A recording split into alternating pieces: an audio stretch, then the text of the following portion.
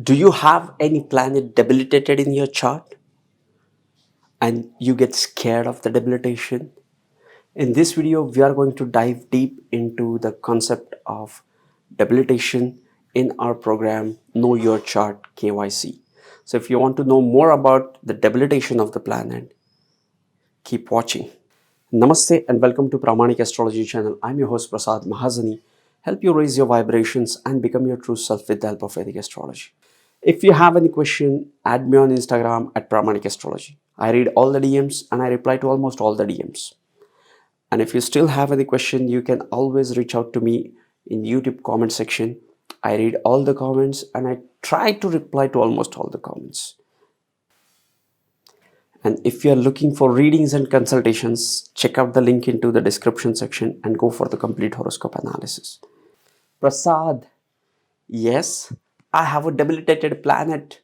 Now my life is going to be miserable. I'm not going to get anything in life.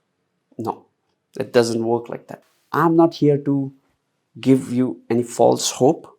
I will tell you what exactly is the debilitation of the planet. When a planet is in the certain Rashi and in certain degrees, it gets debilitated or it's in its fall sign. I like the word fall more than debilitation. I like to use the word fall and rise more than debilitation and exaltation, because debilitation and exaltation makes you feel great or it makes you feel miserable, and it is not always the case. It is just one part of that little, it is one part of that bigger picture. And I always emphasize on not concluding anything with just a single point. No matter how profound it seems, don't judge anything with just a single point. What do I mean by that? We are talking about the debilitation of the planet. First, let us look at the rashis at which the planets get debilitated and planets get exalted. Let's start with Sun. Sun is exalted into Aries and is debilitated into the sign of Libra. Moon is exalted into the sign of Taurus and is debilitated into the sign of Scorpio. Mercury is exalted into the sign of in the sign of Virgo and is debilitated into the sign of Pisces. Venus gets debilitated into the sign of Virgo and is exalted into the sign of Pisces. Mars is exalted into the sign of Capricorn, yes, and is debilitated into the sign of Cancer, ruled by Moon.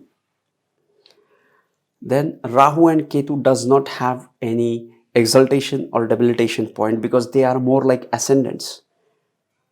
They are not planets, they are more like mathematical points like ascendants.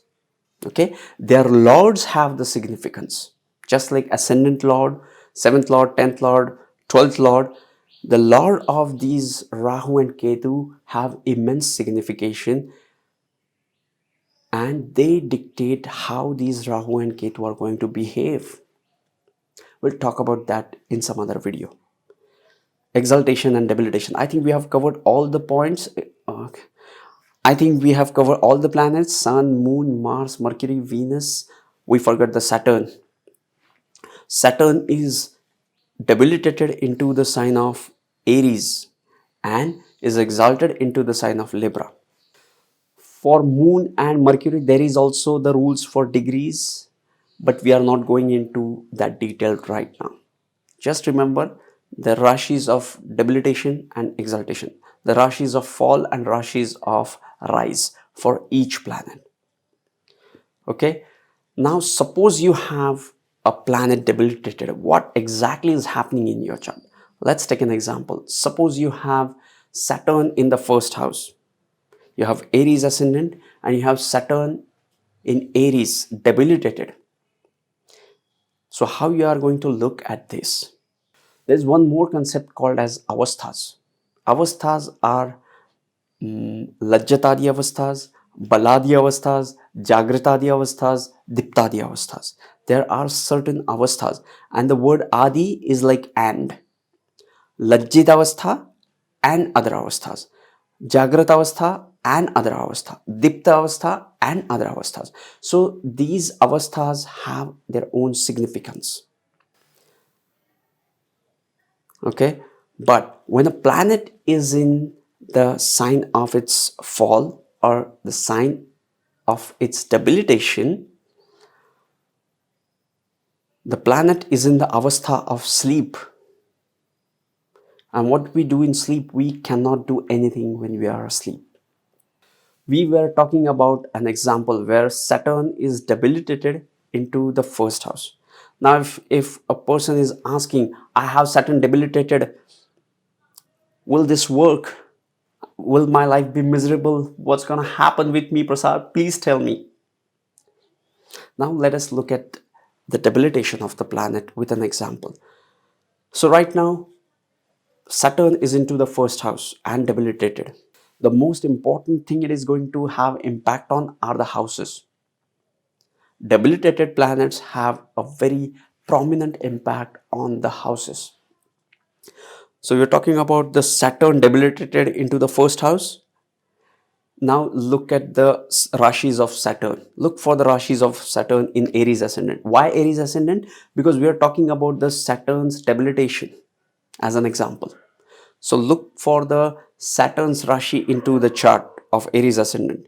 So it will be the 10th house and the 11th house. Okay.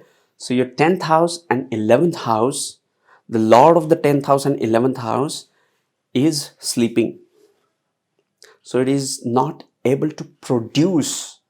He is not able to take care of himself and the things he signifies.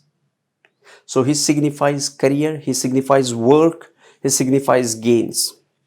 So this is one part of the story. Okay, if you just judge the planet till here, that I have debilitated planet and the Lord of the 10th and 11th, and it's debilitated, so I'm going to get the bad results for these houses. But when other planets come into the picture, the things get altered. Suppose we have Venus in the 7th house of the same chart. We have Saturn in the first house, and now it is aspected by Venus from the 7th house. Now things won't be the same. Now this Venus will help this Saturn in 10th and 11th house. Now things won't be same. Now Venus is aspecting the Saturn. What is going to happen with this? Just pause the video and comment down below. Okay.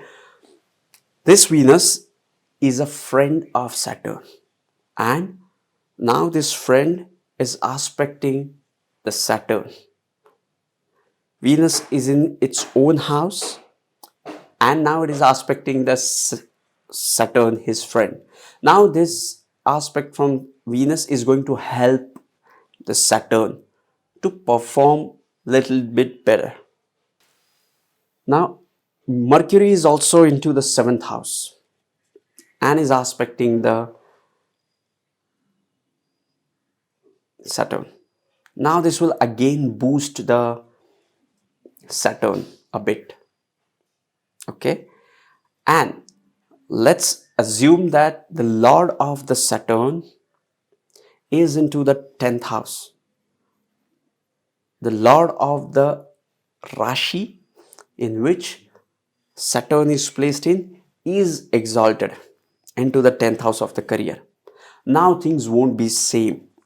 That's why I always tell you guys, don't jump to the conclusion with just one point. What if I tell you that you have Saturn debilitated into the first house? Your life is going to be miserable. No, I can't tell that because I have to look for the other planets. Okay, and here is the other thing. What if this Saturn in Aries is into the 7th house where it gets the directional strength, the Sthanabala, the Digbala? Now this Saturn won't be that weak, though it is asleep, though it is in a sushupti or in the state of sleep, it won't be the same. And there can be hundreds of such combinations which we have to examine. And that's how you have to approach the debilitation of the planets. Okay, suppose you have Sun debilitated into the fourth house, is not same as you have debilitated Sun into the first house or 10th house, because it is getting the strength. Okay, so the debilitated planets affect the houses, and other planets can help this planet work better or can make the situation even worse. That depends upon your chart and the placement of other planets.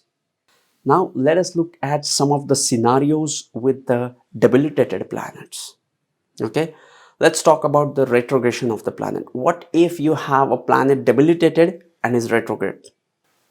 The first thing to look for is a planet which is into the lower dignity or in its fall sign and is retrograde is an astronomical phenomena.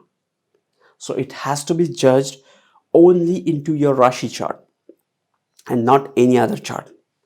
So planet which is debilitated in D1 is going to impact the houses it rules in D1. Then what is the combination with the retrograde planet? We have discussed the retrogression of planet in a different playlist and different videos, but we will discuss this quickly. Okay, when you have a debilitated planet retrograde, retrogression is an apparent backward movement of the planet. In Shadbala, there is one strength called as Cheshtabala, and retrogression is the Cheshtabala, and debilitation is the Uchchabala. Debilitation is an Uchchabala which is negative, so it is on the lower side. So when we combine all the strength, you get the relative ranks of the planet in the Shadbala. Okay, but Uchchabala is about the dignity of the planet and Cheshtabala is about the movement of the planet. So retrogression does not decide good or bad. It just decides how much. It decides the intensity. The Ishtaphala, Kashtaphala, Ashubha or Shubhaphala of the planet decides the capacity of the planet to produce good things or bad things. Okay, so a planet can be bad, but it won't have any power. He won't be able to do bad things. A good planet, not having strength, won't be able to do good things. Retrogression is a kind of a Cheshtabala. So consider it with regards to the Shadbala strength more than anything good or bad. Don't attach any good or bad with retrogression. Okay, let us move on to another scenario. What if the planet which is debilitated into the D1 chart is exalted into some other Varga? In this scenario, what is going to happen is in D1 chart, it is going to impact as per the debilitation. If it is getting cancelled, that is a different story altogether. But we are considering that the debilitation has not been cancelled and it has all the malefic impacts. And now we are confirmed that this planet is not going to work good for this chart. At that moment, even if that planet is exalted into some other Varga, let's say it is exalted into D9 or D10 or some other Varga, that is not going to help you in D1. What is D1? D1 is your life path. So when you have a planet debilitated in the D1, you are going to face that difficulties signified by that planet into your chart with the lordship of the houses and aspects and all that things, their inherent nature, you will have difficulties in your life path with respect to that. Okay, but when you have that planet exalted into some other varga, let's say it's exalted into D10. Suppose you have a planet debilitated in D1 and is exalted into D9 or D10. So you will face this difficulty with respect to that planet, but you will find it worth suffering because you are looking for something higher and you believe that yes, it's worth to go through these difficulties. Difficulties will be there, okay, but if it is getting cancelled, it is going to get good results. Next thing, what if a debilitated planet is conjunct with an exalted planet? What happens when an exalted planet is with the debilitated planet? It can give good results. Why I say can give good results? Because again, you have to look for the friendship of the planets. In our example, we had Saturn in the first house in Aries ascendant, and let's put an exalted planet with Aries Saturn. Let's put Sun there, but Sun is the enemy of Saturn. So even though you have that exalted planet with the debilitated planet, this exalted planet is an enemy of the debilitated planet. Like you are with your enemy and you're sleeping and he's powerful. Guess what? What's going to happen? So yes, these are the few scenarios which I always get into the comment section. I have debilitated planet retrograde. I have this planet debilitated and it's conjunct with the exalted planet. Let's take an example where this will work. Let's say you have Mars debilitated into the sign of Cancer, but if you have Jupiter along with Mars, Jupiter and Mars are friend. Moreover, Cancer, the Lord Moon is also friend with Jupiter. So it is going to boost that Mars and going to help that Mars more than anything else. Because the planet in debilitation is sleeping, now there comes a benefic planet who is also the friend of that sleeping planet, who is also the friend of the lord of that planet, lord of the Rashi where that planet is debilitated. Jupiter is the friend of Mars, and Jupiter is also the friend of the lord of the Cancer moon. So in this combination, it will help Mars. But in the Aries Sun Moon, in Aries Saturn Sun, there will be friction. Okay, that won't be as smooth as this combination. So yes, this was debilitation of planet as much as I could hold, grasp and share with you guys. If you are just starting into Vedic astrology, go check out my playlist of how to get started into Vedic astrology. And I have also a separate playlist on the retrogression of the planet that will help you getting started into Vedic astrology. Sending you tons of positive energy, sending you high vibes. See you in the next videos. Love and peace.